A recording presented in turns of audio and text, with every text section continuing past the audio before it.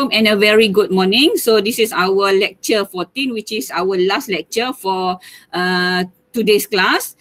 Okay, the lecture entitled Major Challenge to Food Security in the 21st Century. So in this lecture, we will discuss a challenge, which is a major challenge that can be affected the food security during the 21st century. Okay. So for the introductions, okay, so this is the introduction part. But before we proceed detail or further for this lecture, I have a few videos that might be give you a better idea about what we are going to discuss today. So I'll show you the video first. Okay.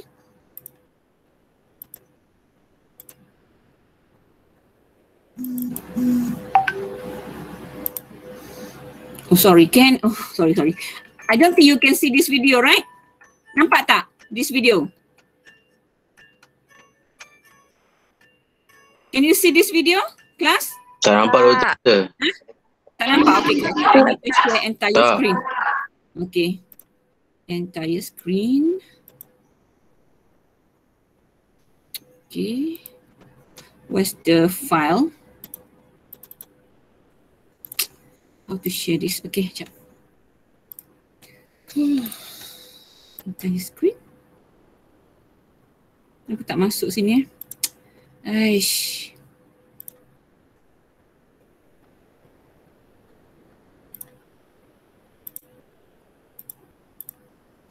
Window. Okay. Lecture 14. Aduh, mana saya tak jumpa ni. File tak masuk sini. Kejap. Kejap.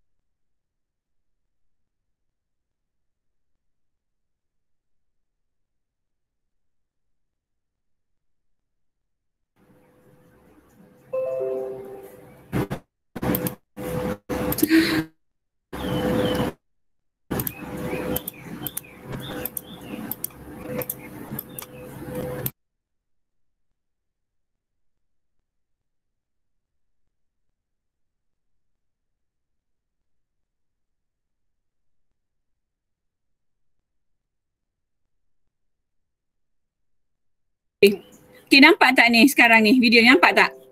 Nampak. Okay, so this is the video. Okay, good. I want you to watch this video first before we proceed with our lecture.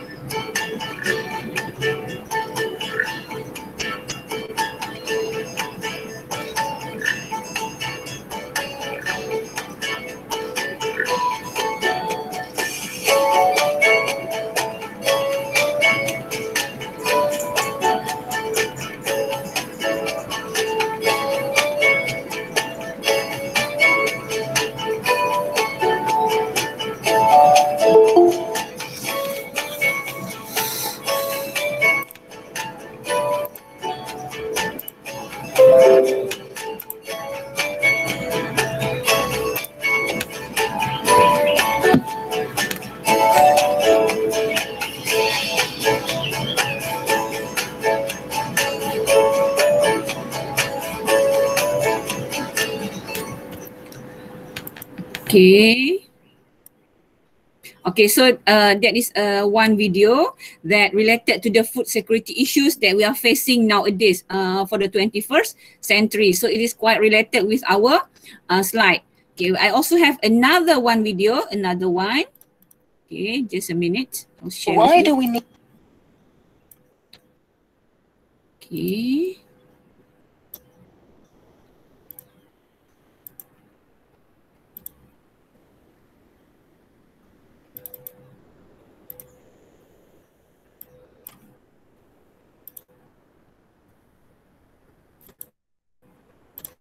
Okay, this Why one. do we need to change our food system?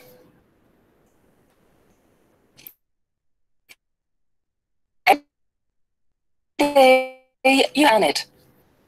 By 2050, at least 2 billion more people will join you.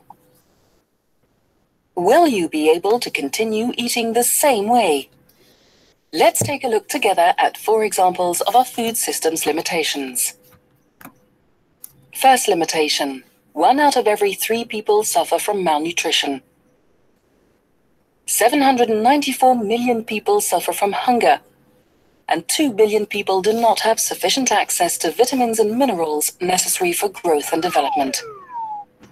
On the other hand, 1.9 billion people overeat, and 600 million of those people are obese. Consequently, more people suffer from illnesses, such as type 2 diabetes. Second limitation: our food is too rich in fat, sugar, salt, and meat. This type of diet has an impact on health and the environment. For example, it can lead to increased heart disease and higher greenhouse gas emissions from meat production. In addition, our food is less diverse. 75% of our food now comes from only 12 plants, including rice, corn, and wheat, and from 5 animal species, including cows, chickens, and pigs. Third limitation: 1/3 of food is wasted. Out of all the food we produce, 1/3 is not consumed but thrown away. Fourth limitation: our natural resources are under pressure. Sources of fresh water are running dry, and existing water resources are becoming polluted. 33% of soils are degraded. Our biodiversity is threatened, with tropical forests disappearing and many plants and animals endangered, such as bees. These problems are intensified by climate change. Such limitations clearly show that our food system must be transformed. Each step of the food system, production, processing, distribution, consumption, needs to be adjusted to ensure healthier food to our growing population and to reduce its environmental impact. But above all, it is necessary to bring all the stakeholders together: government and health authorities, producers, consumers, business people, to break down the silo thinking, examine all the points of view, and work together to define the actions necessary to produce and eat food differently. For example, to reduce greenhouse gas emissions and decrease levels of overconsumption. You too can participate in change. Ask yourself about the food that you produce or eat. Eat a balanced diet and reduce your food waste. Okay, so that is two related videos. Okay, so you got the overall or overview of the topics that we are going to discuss today. Nampak kan apa yang issue that we are going to discuss in our lecture today. Okay, so this is lecture note. Sorry.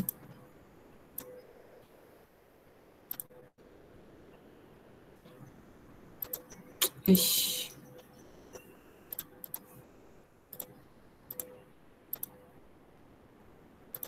Okay.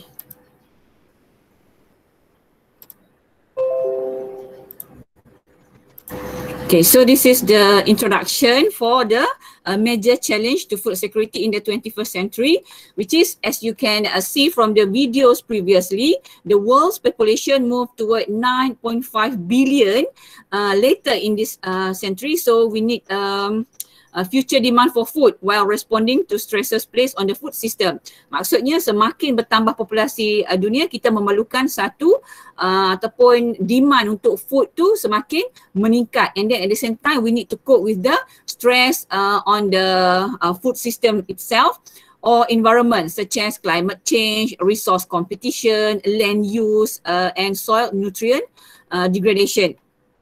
Okay. So, developing countries will need to improve agricultural productivity to feed larger population and better connection between farmers and different market options to drive economic development. So, this is for the developing country. For example, they need to improve the agricultural productivity to increase the food production to cater the humans' need that become increasing. Okay, so this is particularly important in sub-Saharan Africa and Asia because this is the most densely occupied by people, ya, kawasan yang paling padat di dunia, antara yang terpadat lah, dan kawasan yang agak mundur sedikit, sub-Saharan Africa and some part of Asia. So this is the greatest growth population is projected, yang ramailah population yang diramalkan untuk terus meningkat di dua kawasan ni. Okay, so that's why we need they need to improve the agricultural productivity to cater the growth population. Okay, so this is another explanation. Okay, in addition to meeting the food need of an increased number of people, these countries will see the largest changes in their population demographic through urbanization and increased affluence. So this country is still under a developing country, masih lagi sedang membangun. So that's why they need to increase their food system. Okay, to cater their population. Okay, so this is their new a new food system need to be established, ya, kena establish that can create more rural urban supply chain, ya, kawasan bandar dan juga luar bandar dia ada hubungan untuk supply makanan ni, and we'll need to produce new type of food. Okay, dan juga kena produce beberapa jenis makanan yang barulah to meet changing consumer expectation, ya. Okay, so this is the issue in the developing countries.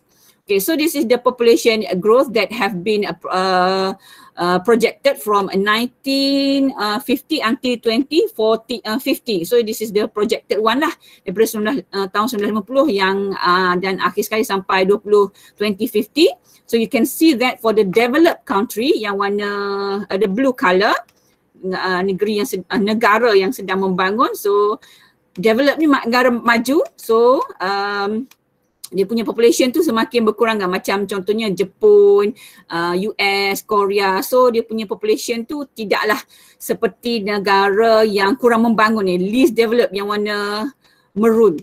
Least developed, other developing is warna hijau. Okay, yang warna hijau ni nampak ni, this is other yang sedang membangun lah, negara-negara yang sedang membangun. So quite high lah dia punya population growth compared to the developed country yang biru ni. Okay, so for the overall population growth in the world, the red Slide tak gerak. Slide tak gerak. Hang ke? Okey. Gerak tak? Nampak? Susah. Kalau yang sini nampak? Okey, nampak lah. Mungkin saya tak, bila saya buat panggil apa? Larger screen tu dia mungkin hang lah kot, mungkin internet ke apa ke, ataupun kadang masalah e-com tu sendiri, e-learning tu sendiri bila ramai yang access, so dia akan jadi macam server tu macam slow sikit lah. So saya tak buat ni lah large screen lah, saya buat macam biasa lah. Okay, so this is the growth population for the developed, other developing country and for the world generally ya. Kita nampak, dia lagi yang baru join sekejap. So kita boleh nampak yang population growth ni increasing, nampak kan, semakin meningkat, terutamanya negara yang kurang membangun ataupun yang sedang membangun berbanding dengan negara maju ya. Okay, next, this is the, I think this is related to the previous video.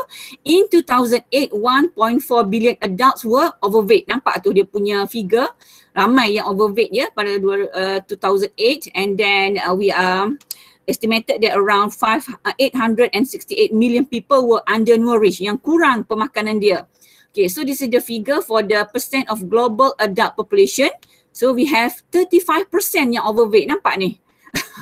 Ramai yang overweight ya, 35%, and then obese 11%, whereas the undernourished, the orange one is 12%, and micronutrient deficient around 29%.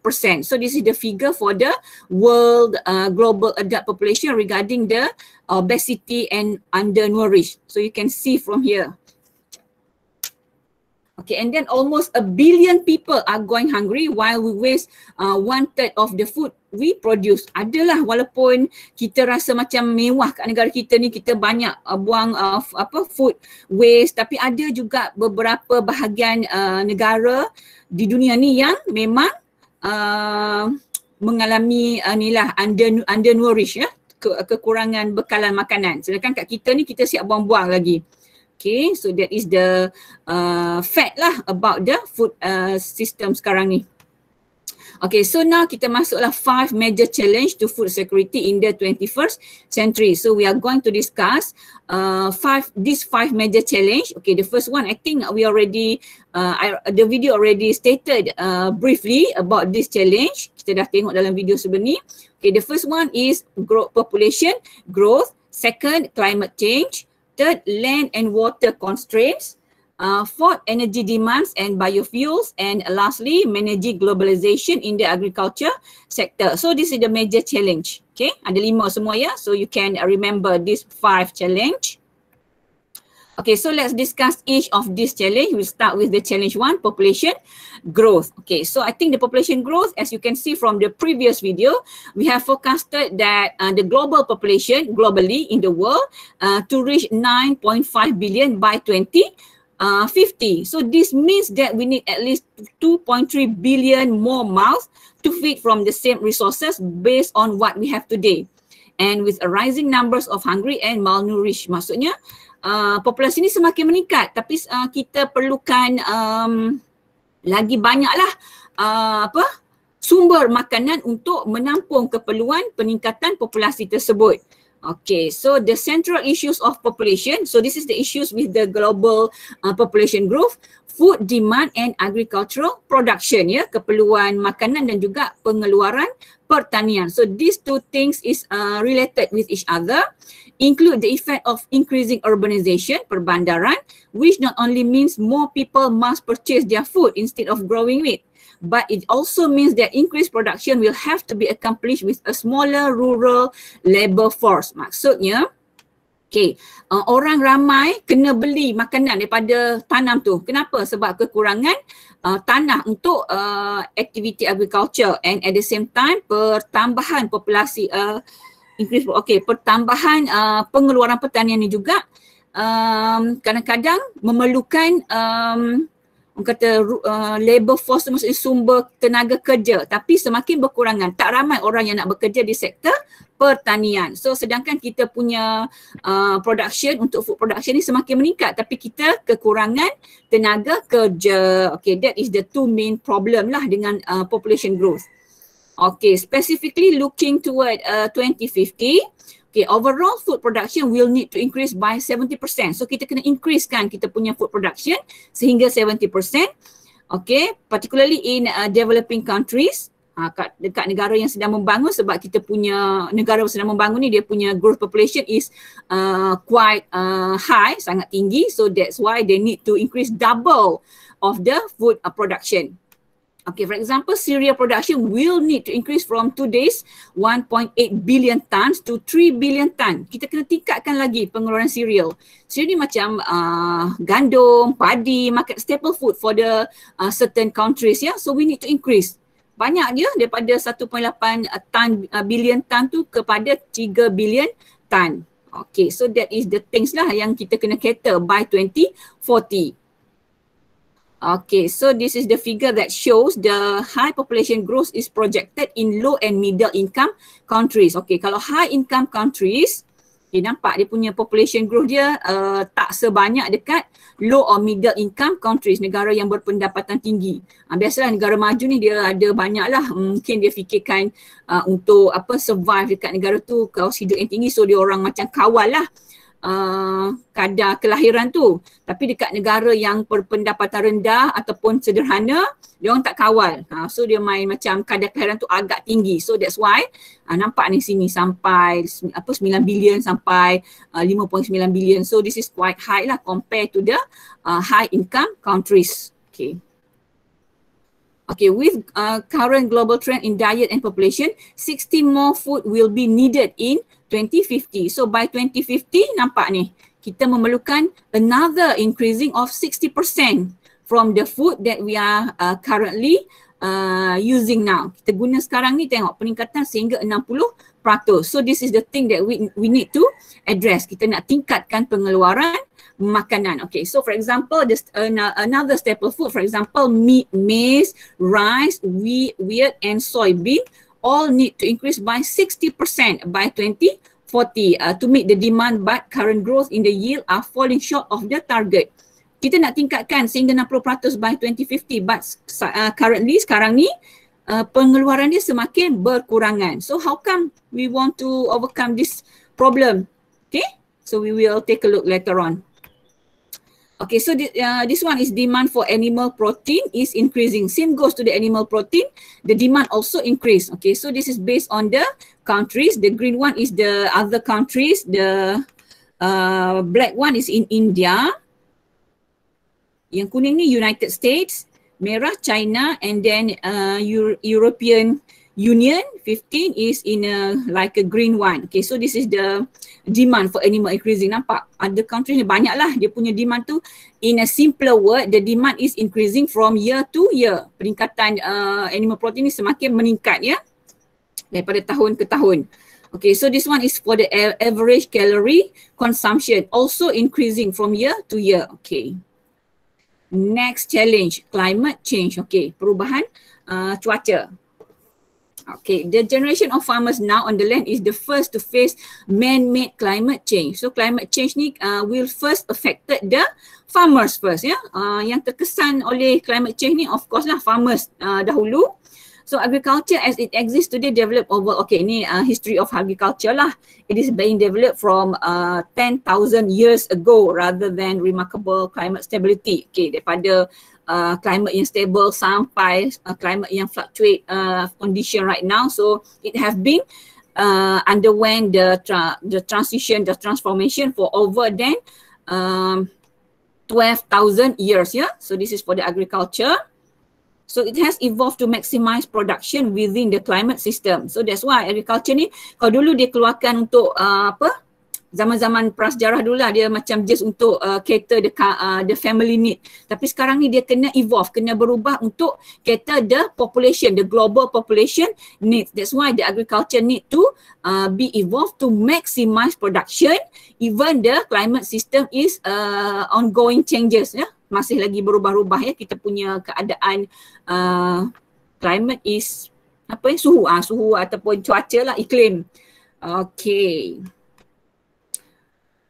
Okay, for example, agriculture contributes some 13.5% of the world greenhouse gas emission. Nampak agriculture ni boleh menyumbangkan kepada 13.5% penghasilan ataupun penghasilan greenhouse gas ni, maksudnya yang menyebabkan greenhouse effect lah kan, kesan rumah hijau yang akan menyebabkan suhu dunia berubah, pemanasan global dunia. And then deforestation also caused by the agricultural activities, and forest degradation, okay, also caused by these activities. Yeah, so this is the impact of the agriculture to the ecosystem. Okay. So you can see here the global temperature. I just put the figure here to show you that the global temperature and carbon dioxide content. Okay, kenapa suhu dunia panas ni? Sebab peningkatan gas karbon dioksida. Itu salah satu gas yang memanaskan dunia. So you can see that from year to year, suhu dunia kita semakin meningkat. So you can see lah kalau suhu dunia meningkat, what happened? Okay, global temperature continue to rise. So this is between 2000 and 2030.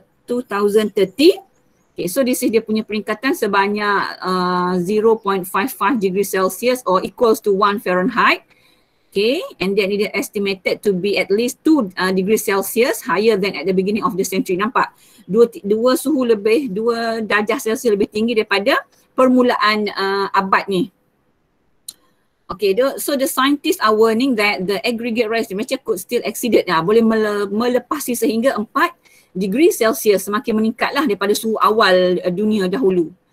Okay, so kesan the increasing of the high temperature, you can see here lah, the loss of ice in Greenland and Antarctica is steadily increasing. Nampak dah semakin meningkat suhu dunia. So we have this kind of impact, loss of ice. Okay, so another cause by the rising temperature, you can see here, the accelerated and contributed to a sea level rise. Bila dia punya iceberg dekat Greenland and Antarctica ni loss, so dia akan meningkatkan paras sea, laut, paras air laut. So bila paras air laut semakin meningkat, so dia akan menenggelami banyaklah land. So bila land makin banyak tenggelam, makin kuranglah kawasan untuk diteroka sebagai kawasan pertanian. So you have to relate like that lah, dia punya kesan peningkatan suhu dunia tu. Okay, we have also rising sea and typhoon also have been identified. Okay, so this is the rate of sea rise. Nampak tu, accelerates. Okay, so experts are predicting that ocean could rise 2 to 3 meter by 2130. Nampak tu, semakin menenggelami ataupun mengurangkan tanah yang available, yang ada sekarang ni. Okay. Okay, next, challenge 3, land and water constraint. Okay, this is very common. Okay, the decreasing ability of new productive land for agriculture use combined with many threat of degradation to land now pose serious threat to serious challenge to scientists, planners and policymakers lah. So of course lah, productive land semakin kekurangan kawasan pertanian. For example, for the urbanization, perbandaran kan. So we are sacrifice our land for agriculture, kita gunakan tanah tu untuk pembangunan. So semakin berkurangan kawasan untuk agricultural activities. Okay. So many regions of the world face a shortage of arable land for additional crop land expansion. So this is one of the effect lah. Semakin kekurangan kawasan untuk diteroka. For example, for the arable land. Okay, we are also seeing existing cropland converted to other non-agricultural uses. Macam saya mention tadi, banyak kawasan pertanian telah ditukarkan kepada kegunaan bukan agriculture. For example, urbanization, industrialization, energy demand and population growth. So maksudnya untuk membina penempatan semualah. So kita sacrifice kawasan pertanian. Okay, so I think after the land, we also have an issue with the water. Sama juga dengan air. Okay, so these things is explained to you about there are also human in the process that permanently alter the quality of the land. Ini kita punya urbanization and industrialization that affect the land, and then, sorry, I have to admit your friend first, okay. Okay. Inilah aktiviti-aktiviti pembangunan industrialization yang telah degraded the land. Okay, macam pencemaran, tampak ni penebangan hutan nak bina jalan raya, nak bina empangan. So banyak sacrifice flora and fauna. So this is the things lah yang akan affect kita punya environmental ecosystem. Okay, daripada urbanization process tadilah. Okay, next. Okay, same goes here. Sama juga kat sini. Explanation about the cultivation of agricultural crops. For example, 31 is under forest, 40% comprise grassland, woodland, wetland and other ecosystem. Okay, so ini global land mass comprises. Okay, ni yang sekarang ni lah yang ada ni sekarang ni. Dia globally, dia estimated 12% is used for cultivation. Okay, untuk benda ni. Okay, agricultural crop, forest. Okay, so this is a current figure for the available land resources yang ada sekarang ni, yang kita ada. Okay, so sekarang ni 1/3 of global arable land has been lost through erosion in the last 50 years. Ya, 1/3 daripada arable land ni telah hilang ataupun telah mengalami erosion ni, apa yang dalam bahasa Melayu? Hakisan, something like that lah. For the past few 50 years, ya, setelah 50 tahun diteroka. So this is the current status of the global arable land. Okay, and then the forest ecosystem have declined by about 15% the last 15 years. Nampak ni, kita punya ekosistem hutan kita telah pun berkurangan sebanyak 15% daripada semenjak 50 tahun yang lepas.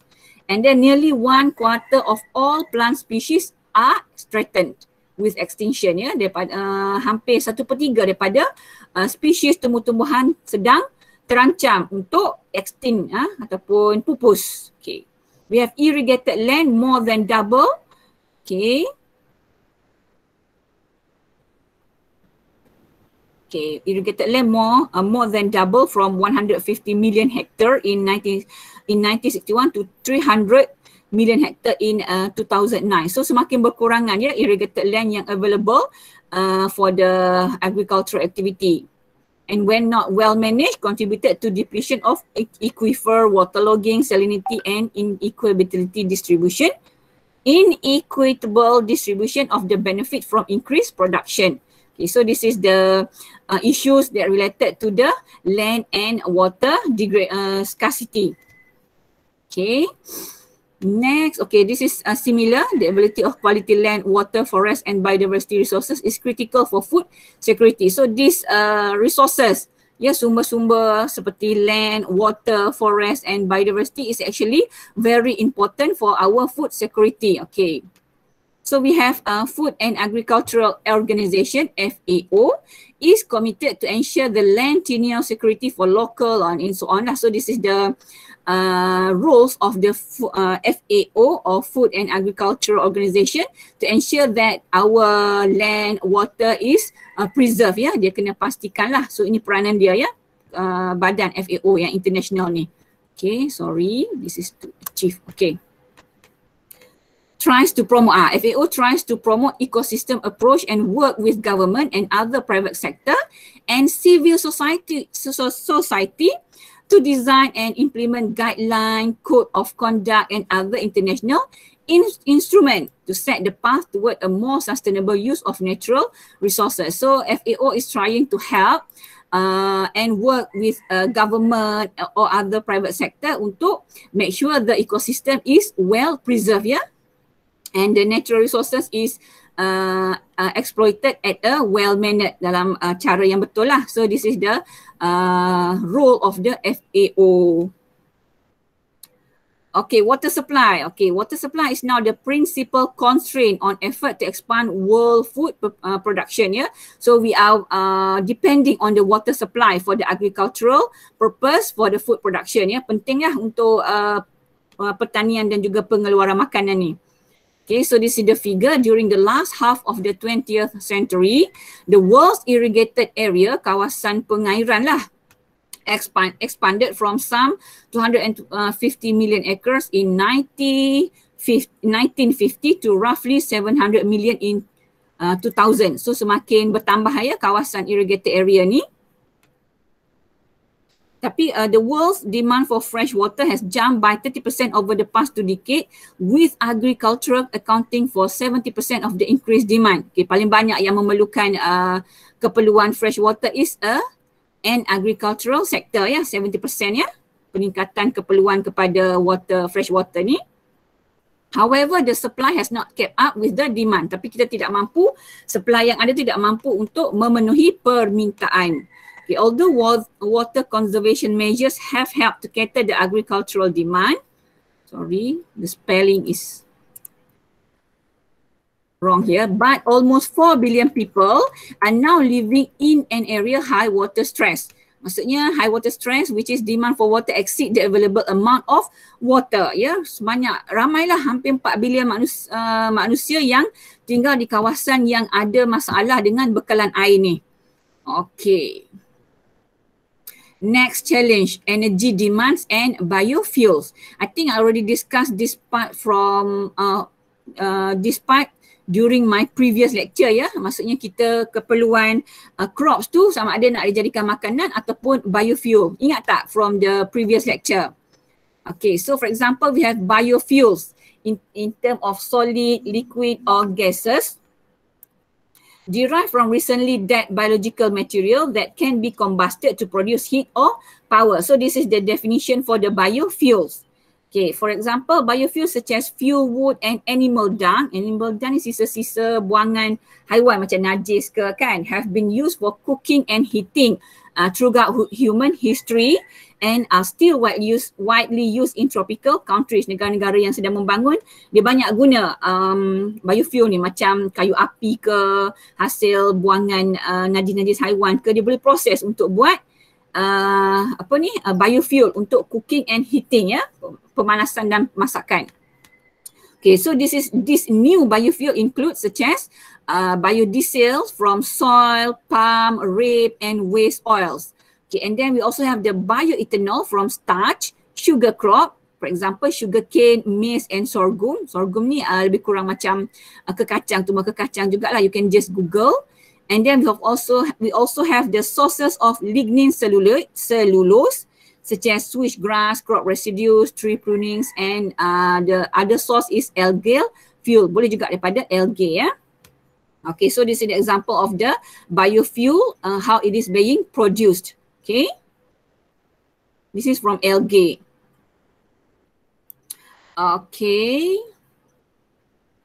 Okay, there is concern that the expansion of biofuel crop production will threaten the food security of poor sectors of community. Saya dah cakap tadi kan, kalau kita macam banyak guna biofuel crop production ni, dia akan mengancam sumber bekalan makanan, terutamanya sektor-sektor ataupun bahagian komuniti yang agak miskin lah, agak susah sikit ya. So dia akan affected lah, dia orang punya food security dekat situ. In the USA, ethanol requirement are met predominantly by the fermentation of maize starch to bioethanol. Kalau negara maju tak ada masalah lah, dia punya ethanol tu, sources dia tu banyak dipenuhi oleh ni fermentation of maize, fermentasi jagung untuk ditukarkan kepada bioethanol. Negara maju tak apalah sebab dia banyak banyak teknologi, banyak cara lah untuk dia convert ataupun dia change the maize tu kepada other type of crop for the food consumption ya. So dia boleh guna selain pada jagung, dia boleh guna ada type of macam jenis sumber makanan lain untuk ditukar. So dia boleh guna banyak jagung untuk penghasilan bioethanol. Itu negara maju lah. Kalau negara miskin memang dia bergantung. Kalau jagung tu jagung je, tak ada dah teknologi ataupun industri lain yang untuk gantikan jagung ni sebagai sumber makanan. Itu negara yang kurang membangun lah. Okay, so more than 70% of food price increase were due to the biofuel production. So sekarang ni lebih kurang 70% peningkatan makanan ini disebabkan oleh inilah penghasilan biofuel. Kita gunakan kita gunakan crop ni sebagai source of the biofuel production. So it can affect the food prices globally ya. Okay. So this is the figure for the biofuel booms. Nampak world ethanol and biodiesel production from 1975 until 2005. So it is increasing. Nampak permintaan dan pengeluaran ni semakin meningkat daripada tahun 1975 hingga 2005. So this is why it caused the food security is threatened, ya. Terancamlah kepada food security. Okay. Nampak this is a very kata gambaran yang jelas. Okay, for example, farmers and then chicken farmers ni, dia berebut nak dapatkan jagung ni untuk sumber makanan dia dan juga untuk bagi makan dekat chicken. Tapi yang untuk ethanol production, dia nak buat untuk biofuel production, dairy farmers, food producers semua tu. So dia berebut this one source, nak jadikan makanan ataupun nak jadikan biofuel. So that's why it can lead to the food increasing price in the market, yeah. Okay. Okay, this is so I just simply put how the ethanol being produced, ya, macam mana penghasilan ethanol. For example, the grain storage ni kita hasil grain storage tu daripada maize atau jagung. So then the milling process, cooking, liquefaction, ya, kepada penukaran kepada liquid, and then fermentation, and then distillation until it produce the fuel ethanol, and then storage before it is proceeded to the market. Okay, during the distillation dia ada dua, ya, dua fasa. Yang atas ni panggil suspension, iaitu fuel ethanol, and then bawah ni dia punya biomass. Kalau jagung tadi dia punya sisa-sisa dia duduk bawah tu lah. So we can use this biomass to convert to the solid with using the wet distiller grains. Dia jadi grain lah, and then we dry it in the dryer, and then it can be convert into the dry distillers grain DDG, and can be used as a crop as a feedstock, ya, sebagai makanan haiwan lah, and then we can sell it to the feed market. Okay, so this is how the ethanol being produced. Okay, so this is the plant used as a biofuel production, ya. Kita gunakan a plant as a biofuel, ya, source. Okay. So we have, for example, ni oil crops, ya, oil crop from the sunflower, for example. So sunflower, of course, it is undergo the photosynthesis. It need the sunrise and absorb the carbon dioxide, release oxygen, something like that lah. You already know this part. And then the seeds from the sunflower, we can extract to become the crude vegetable oil. Jadi minyak, inilah minyak daripada sunflower, and then we refine it to become the refined vegetable oil, and then this is the process to convert the vegetable oil to the biodiesel. Kita panggil proses ni adalah esterification, ya, proses untuk menukarkan minyak sayuran tadi kepada biodiesel, ya, esterification. And then biodiesel ni can be used to the vehicles, ya, any vehicles. Okay, so it can produce the energy. Okay, so this is how plant is used as a biofuel production. So this is the cycle of the biodiesel cycle. Similar here lah. This is the biodiesel production cycle, ya. Okay, you can see similar to this cycle. Okay, sini macam mana, ya, kita guna tumbuhan sebagai sumber untuk penghasilan biofuel. Okay, so this is the explanation here. Global energy demand is increasing. We know lah, globally energy demand ni, keperluan tenaga ni, tak kira lah biofuel ke fossil fuel ke, semakin meningkat. So as is the environmental damage to fossil fuel use. Maksudnya kita dah semakin kekurangan renewable energy, so that's why we are trying to convert our renewable energy to non-renewable energy, for example fossil fuel and natural gas, to the non-renewable resources. Kita cuba tukarkan hasil non-renewable ni kepada yang renewable, macam plant seperti maize, sunflower, semua itulah, untuk gantikan natural gas dan juga petroleum yang semakin berkurangan. Okay, so the new renewable energy, for example, solar, wind and biofuel, okay, have been growing fast from a very low base, yo. Semakin meningkatlah sekarang ni. Okay, although their contribution is still a marginal component of total global renewable energy supply, they are continuously growing. Walaupun sekarang ni macam tak banyaklah negara yang guna biofuel ni, tapi dia punya penggunaan tu semakin meningkat daripada setahun ke setahun. Okay, so as a conclusion, the world food equation is changing. Okay, so this is because the biofuel expansion will, dia akan affect, accelerate globalization of agriculture. Meningkatkan globalization untuk agriculture. Maksudnya agriculture tu bukan untuk menghasilkan untuk makanan sahaja, tapi untuk penghasilan biofuel. And then at the same time it increase the crop price. Sebabnya orang berebut. Ada yang nak buat untuk makanan, ada yang nak buat untuk biofuel. So that's why it can increase the crop price, meningkatkan harga crop tersebut. And then it can raise land values, thereby draw capital into rural areas. So dia akan meningkatkan penggunaan tanah lah sebab nak tanam for example maize. And then bila dah penggunaan tanah yang semakin meningkat ni, of course dia akan perlukan lebih banyak kawasan rural area untuk diteroka bagi tujuan the crop production ni, untuk penanaman crop tadi. And then it can create some job lah bila semakin ada berkembang agricultural activities ni, so it can create some job to the rural area people, kepada orang yang berada di inilah di kawasan rural areas. Okay, whereas it have the risk for the poor, for example, food price increase and instability. Kesian lah kalau orang yang miskin kan, harga makanan semakin meningkat dan tidak stabil, sekejap naik, sekejap turun. So untuk yang golongan kurang berpendapatan ni akan terkesan lah. And then ill-considered policies, ada jugalah polisi-polisi yang perlu berkaitan dengan penyakit jugalah. Okay. Last challenge number 5. Okay, managing globalization in the agriculture sector. Okay, before that ada soalan ke setakat ni? Any question? This is the last challenge. Tak ada, saya proceed lah. Okay, tak ada. Okay, thanks for answering me. Okay, last challenge is managing globalization in the agriculture sector. Macam mana kita nak manage globalization ni dalam sektor pertanian.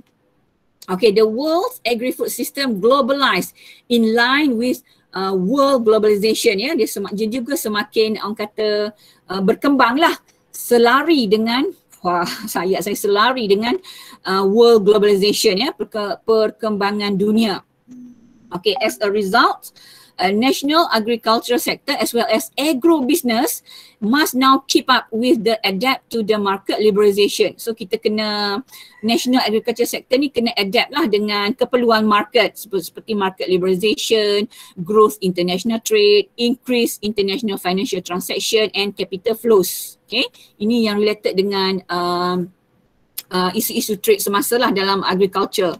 Okay, so these development have highlighted differences between developed and developing countries, negara yang membangun dan negara yang maju. Okay, as illustrated by the failure of world trade negotiation to agree on agriculture product and market over the past decade. Sebab kadang ada isu jugalah antara negara yang maju dengan negara yang sedang membangun ni dalam bidang agriculture. Mungkin negara yang maju ni dia nak beli dengan harga yang murah, negara yang membangun ni nak jual harga yang mahal lah, nak cater dia punya pendapatan kan, so pendapatan negara dia. So inilah yang kita kata failure of world trade negotiation. Dia nak negotiate tu kadang-kadang tidak come on orang kata in agreement, tidak orang kata pendapat.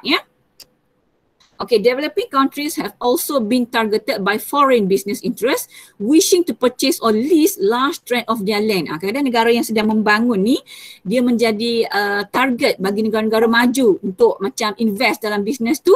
Sebenarnya dia nak macam nak beli tanah kat negara tu. Macam isu paling senang kamu tengok isu apa yang pelombongan berlian dekat mana? Afrika ke mana? Swarovski tu kan. Ada isu juga sebab dia negara maju kan, kadang dia cuma nak beli tanah yang ada kepentingan sahaja.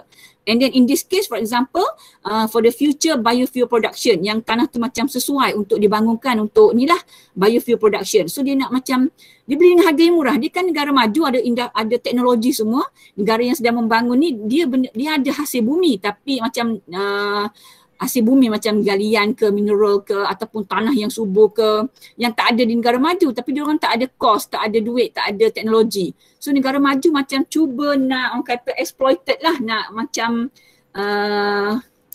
how to say in a simpler word lah, dia nak bagi sikit je, dia nak beli dengan, ataupun dia bagi sikit je duit, tapi sebenarnya untung yang dia dapat tu lagi berganda. Negara maju ni sebab terdesak, dia terimalah walaupun tak berapa nak orang kata menguntungkan. So itu maksud saya. Boleh faham tak? Okay. Okay, Food, Agricultural and Organisation recognize the importance of agriculture trade for poverty reduction. Okay, FAO ni satu badan yang bertanggungjawab lah untuk membantu negara-negara yang kurang membangun ni dalam bidang agriculture. For example, untuk poverty reduction, untuk mengurangkan kadar kemiskinan dan food security, keselamatan ataupun jaminan makanan.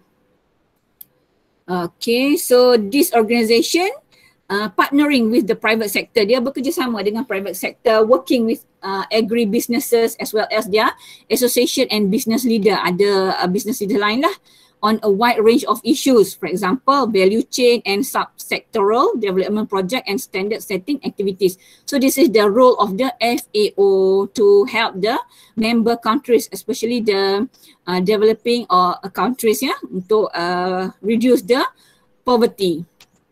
Okay, so this is more like the role of the FAO, peranan FAO ya. Boleh baca lah kat sini.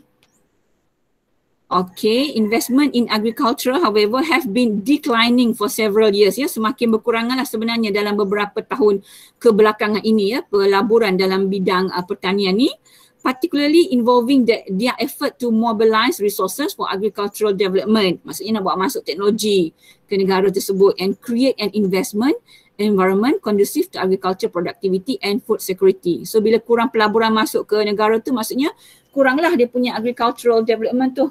Okay? Okay, so in a simpler word, organic agriculture can change this ya.